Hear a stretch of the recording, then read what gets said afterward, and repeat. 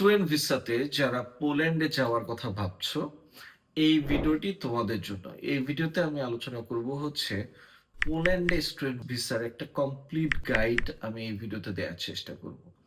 এবং তোমরা যদি সম্পূর্ণভাবে ভিডিওটা দেখো, তোমাদের পোল্যান্ডে বেসিক আইডিয়াটা হয়ে যাবে। তো চলো যে মূল আলোচনা। হাই ডিয়ার ভিউয়ার্স, আমি এস এম শালম সৈকত।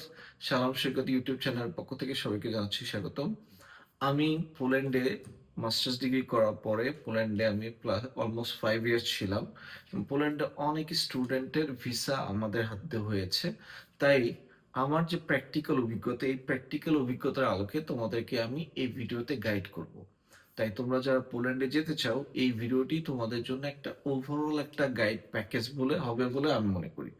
তো নিঃসন্দেহে এই ভিডিওটি ইনফরমেটিভ হতে যাচ্ছে। তো চলো শুরু করা যাক।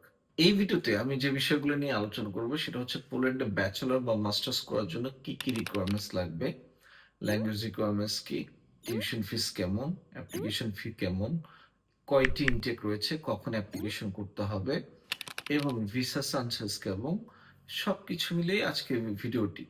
তো প্রথমেই আসা যাক যে পোল্যান্ডে একটা স্টুডেন্ট ব্যাচেলরের রিকোয়ারমেন্টস কি বা মাস্টার্সের রিকোয়ারমেন্টস কি।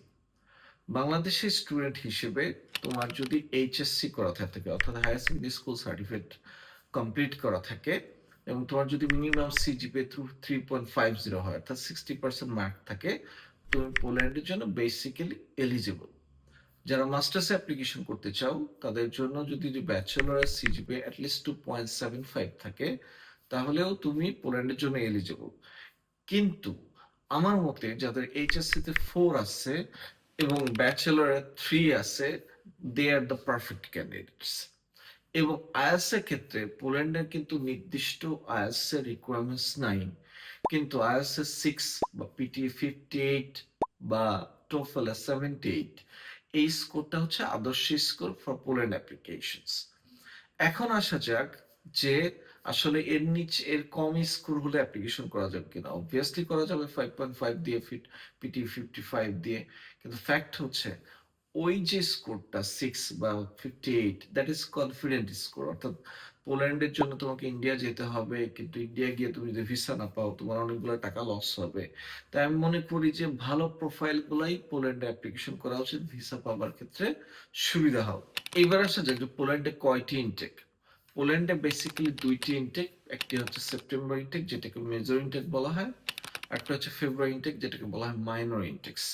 এখন ফেব্রুয়ারি ইনটেকে কিন্তু 10% ইউনিভার্সিটিতেও প্রোগ্রাম অফার করে না, কিন্তু সেপ্টেম্বরে প্রোগ্রামস আর অ্যাভেলেবল। এখন প্রশ্ন হচ্ছে পোল্যান্ডে অ্যাপ্লিকেশনটা কখন শুরু হয়। পোল্যান্ডের কোনো সেন্ট্রালাইজ পোর্টাল নাই যে অ্যাপ্লিকেশন একই সময় শুরু হচ্ছে একই সময় শেষ হচ্ছে। এখানে এক একটা ইউনিভার্সিটির অ্যাপ্লিকেশন পিরিয়ড এবং অ্যাপ্লিকেশন এন্ডিং পিরিয়ড এক এক সময়। যেমন জানুয়ারি থেকে শুরু করে জুন জুলাই পর্যন্ত পোল্যান্ডের সেপ্টেম্বর ইনটেকে অ্যাপ্লিকেশন করা যায়।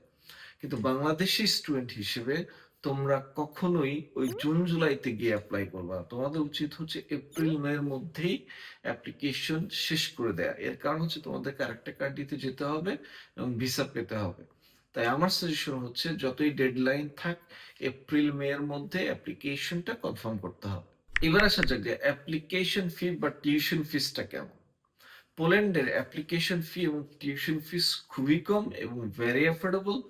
তোমরা সবসময় পাবলিক ইউনিভার্সিটি চুজ করার চেষ্টা করবো। Public university application fee 20 euro থেকে 50 ইউরোজ এর মধ্যে ম্যাক্সিমামই। তাই খুবই কম ফি, অ্যাপ্লিকেশন ফি একটি থেকে দুইটি ইউনিভার্সিটি অ্যাপ্লাই করে দিবা।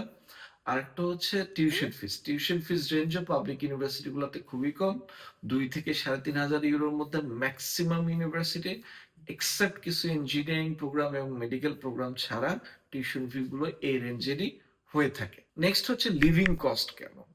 পোল্যান্ডের লিভিং কস্ট একটা স্টুডেন্টের 250 থেকে 350 ইউরো পর্যন্ত হয়ে থাকে। এবং এখানে লিভিং কস্টের যে ব্যাপারগুলো, শেয়ারিং রুমে থাকলে তোমার কিন্তু কস্টটা আরো কম পড়বে। কিন্তু বর্তমানে যেহেতু জীবনযাত্রার মান বেড়েছে এবং খরচ বেড়েছে, তাই আমি বলবো যে 250 থেকে 350 ইউরো এটা হচ্ছে standard of living cost for a student. Next গুরুত্বপূর্ণ বিষয় হচ্ছে জব অপরচুনিটিস কেমন স্টুডেন্টদের থেকে, যেটা সব থেকে কমন কোশ্চেন। আমি তোমাদেরকে এতটুকু বলতে পারি যে পোল্যান্ডে তুমি যদি সুপার লেজি না হও এবং সুপার ইনঅ্যাক্টিভ না হও তাহলে তুমি তোমার টিউশন ফিস, লিভিং কস্ট অনায়াসে উঠাইতে পারবা। সেটা ফুড ডেলিভারি হোক, সেটা রেস্টুরেন্টে জব করে হোক, বা অন্য পার্ট টাইম জব করে হোক, ওয়্যার হাউসে জব করে হোক, তুমি তোমার জব করে তোমার লিভিং কস্ট অনায়াসে উঠাই ফেলবা। আমি যখন পড়াশোনা করছি আমি দেশ থেকে 1 টাকাও নিইনি, উল্টা পাঠাইছি। সো এটা আমার কেস না, এটা অনেক স্টুডেন্টেরই কেস। সো এই ক্ষেত্রে আমি বলবো যে যারা লিভিং কস্টটা, নিজের লিভিং কস্ট, নিজের পড়াশোনার খরচটা ম্যানেজ করতে চাও, Poland is a suitable place for you. আরেকটি বিষয় হচ্ছে পোল্যান্ডে আমি এম্বাসি কোথায় ফেস করব। পোল্যান্ডের কনসুলেট বা ভিএফএস কোনোটাই বাংলাদেশে নাই, তাই তোমাদেরকে এম্বাসি ফেস করতে হবে ইন্ডিয়া থেকে। তাই ইন্ডিয়াতে যারা যাবা, যদি তাদের মিনিমাম ল্যাঙ্গুয়েজ অ্যাবিলিটি না থাকে, ইন্ডিয়াতে যেও না। কারণ হচ্ছে কি, পোল্যান্ডে ইন্টারভিউটা ইংলিশে হয়।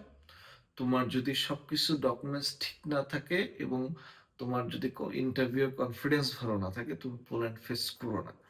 কারণ তোমার এতে টাকা নষ্ট হবে, সময় নষ্ট হবে। পোল্যান্ডের ভিসা পাওয়াটা আমি মনে করি যে একটা লাখের ব্যাপার।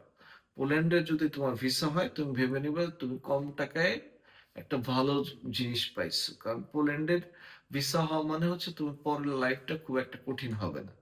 তো এই ছিল পোল্যান্ড নিয়ে আমার overall guide. Thank you very much for watching my video. Have a nice day.